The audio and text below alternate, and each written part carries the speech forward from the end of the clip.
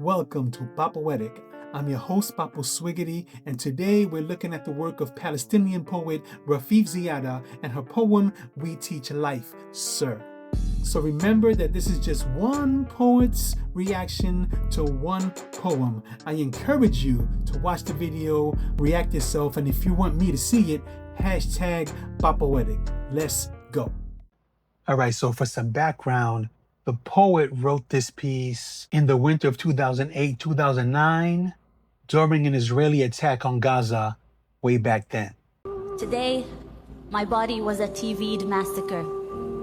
Today, my body was a TV'd massacre that had to fit into sound bites and word limits. Today, my body was a TV'd massacre that had to fit into sound bites and word limits, filled enough with statistics to counter measured response. And I perfected my English and I learned my UN resolutions. But still, he asked me, Ms. Ziadah, don't you think everything would be resolved if you would just stop teaching so much hatred to your children? Pause.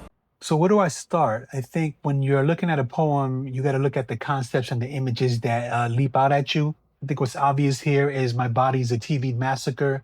So I'm thinking about how the poet feels her body isn't even hers. It's on display. Like the bodies of the dead would be on display for public consumption and for opinions. And that's the road to dehumanization that opens the doors to genocide. When people consume nothing but the sound bites, they're going to fail to grasp the scope of what's going on. But I think the worst thing that happens is that they actually participate in oppression by spreading stereotypical propaganda that they just heard from somewhere. I look inside of me for strength to be patient, but patience is not at the tip of my tongue as the bombs drop over Gaza. Patience has just escaped me. Pause. Smile. We teach life, sir. Rafeef, remember to smile. Pause. We teach life, sir. We Palestinians teach life after they have occupied the last sky. We teach life after they have built their settlements and apartheid walls. After the last skies, we teach life, sir. But today, my body was a TV'd massacre made to fit into sound bites and word limits. And just give us a story, a human story. You see, this is not political. We just want to tell people about you and your people. So give us a human story. Don't mention that word apartheid and occupation. This is not political. You have to help me as a journalist to help you tell your story, which is not a political story. Today, my body was a TV'd massacre. How about you give us a story of a woman in Gaza who needs medication? How about you? Do you have enough bone-broken limbs to cover the sun? Hand me over your dead and give me the list of their names in 1,200 word limits. Today, my body was a TV'd massacre made to fit into sound bites and word limits and move those that are desensitized to terrorist blood. In the context of her job as a journalist or in the media, the poet's being asked to dissociate her trauma and in place of it, manipulate a story, but like hide the facts that might offend the viewing audience. Because you don't want to lose sponsors or piss off the wrong lobbyists, do you? But they felt sorry.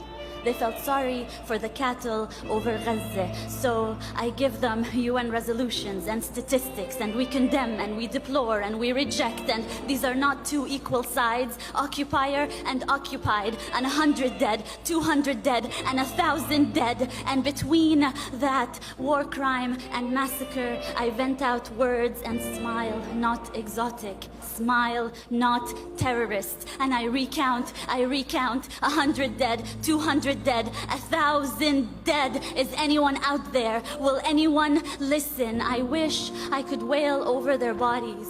I wish I could just run barefoot in every refugee camp and hold every child, cover their ears so they wouldn't have to hear the sound of bombing for the rest of their life the way I do. Today, my body was a TV'd massacre, and let me just tell you, there is nothing your UN resolutions have ever done about this. And no soundbite I come up with, no matter how good my English gets. No soundbite, no soundbite, no soundbite, no soundbite will bring them back to life. No soundbite will fix this. We teach life, sir. We teach life, sir. We Palestinians wake up every morning to teach the rest of the world life, sir.